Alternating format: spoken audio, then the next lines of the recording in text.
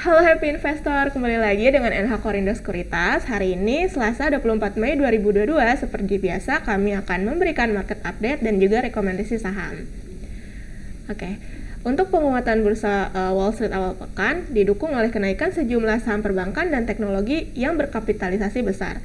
Indeks Dow Jones memimpin kenaikan yang ditutup menguat hampir 2%. Sementara S&P 500 dan Nasdaq masing-masing menguat 1,86% dan 1,59%. Investor mulai meyakini The Fed dapat mengkondisikan ekonomi Amerika Serikat yang berada dalam soft landing di tengah kebijakan moneter ketatnya. Pelaku pasar tengah menantikan hasil FOMC meeting minutes yang diadakan pekan ini. Dari dalam negeri sendiri, IHSG mengawali pekan ditutup melemah 1,12% ke level 6.840 jelang RDG BI. Investor asing mencatatkan net sell senilai 154 miliar dengan 8 dari 11 sektor mencatatkan penurunan. Berdasarkan survei, Bank Indonesia diproyeksikan masih akan menahan BI 7 days reverse repo rate periode Mei di level 3,5%. Adapun hari ini kami memproyeksikan IHSG bergerak upward atau rebound dengan rentang kisaran 6.800 hingga 7.000. Untuk company news itu, pertama ada WIRG yang memperluas jejaring kolaborasi. PT Wir Asia Tbk dengan kode emiten WIRG mendirikan usaha Metaverse Indonesia Makmur bersama Surya Semesta Karya Persada.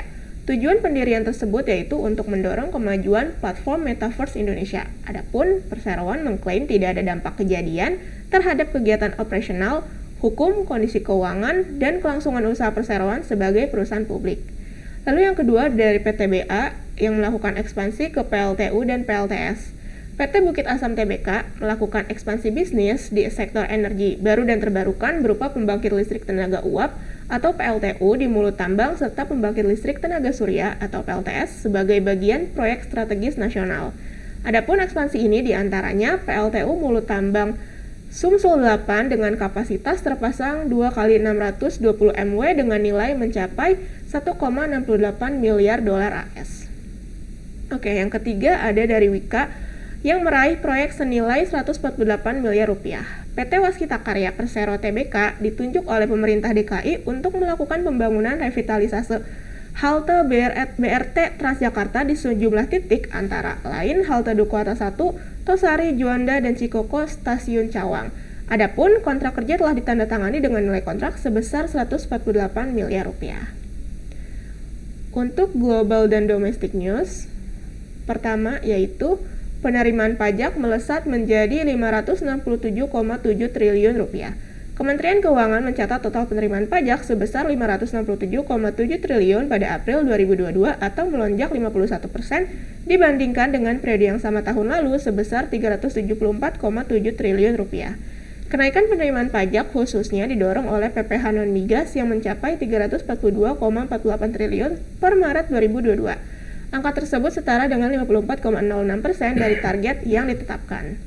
Dari globalnya sendiri yaitu zona euro merencanakan pergeseran kebijakan fiskal. Sejumlah menteri keuangan zona euro sepakat pada hari Senin bahwa mereka akan secara bertahap mengubah kebijakan fiskal dari suportif di tahun ini menjadi netral pada 2023. Kata Ketua Menteri Pascal Donoho pada konferensi pers, negara-negara zona euro telah mendukung ekonomi mereka dengan uang publik sejak 2020 ketika pandemi COVID-19 menjerumuskan 19 negara yang berbagi euro dan ekonomi global ke dalam resesi yang dalam.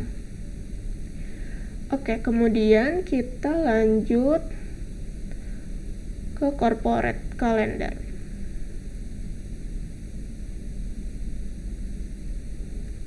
Untuk corporate calendar sendiri hari ini Selasa 24 Mei hanya ada RUPS yaitu dari emiten ZONE, Toto, Tins, Tapji, PTBA, MITI, GEMS, DWGL, BES, BBMD, dan Antam. Untuk daily technicalnya, kemarin IHSG ditutup melemah 1,12% ke level 6.840 dengan nilai transaksi sebesar 14,67 triliun dan net foreign buy sebesar 154 miliar. Adapun prediksi hari ini yaitu upward di kisaran 6.800 hingga 7.000. Adapun indikasinya yaitu bottoming area MACD negatif mengecil, dan stokastik uptrend.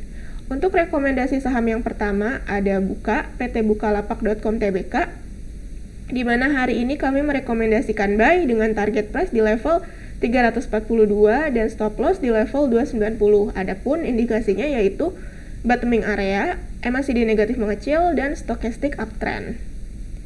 Kemudian yang kedua ada dari Inco PT Vale Indonesia Tbk.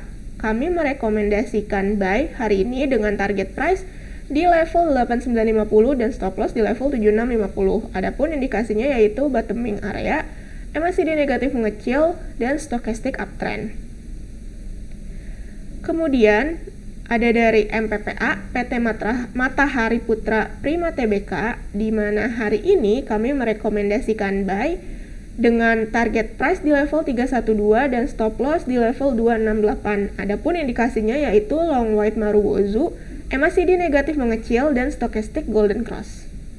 Kemudian ada dari emiten BEPS PT Berkah Beton Sedaya Tbk. Hari ini kami merekomendasikan buy on weakness dengan target price di level 5750 dan stop loss di level 4370.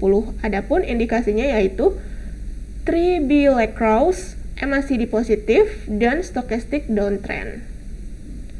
Kemudian ada dari WIRG PT Wir Asia Tbk. Hari ini kami merekomendasikan buy dengan target price di level 1215 dan stop loss di level 880. Adapun indikasinya yaitu morning doji star, MACD positif, dan stokastik golden cross. Oke, sekian market update hari ini. Terima kasih.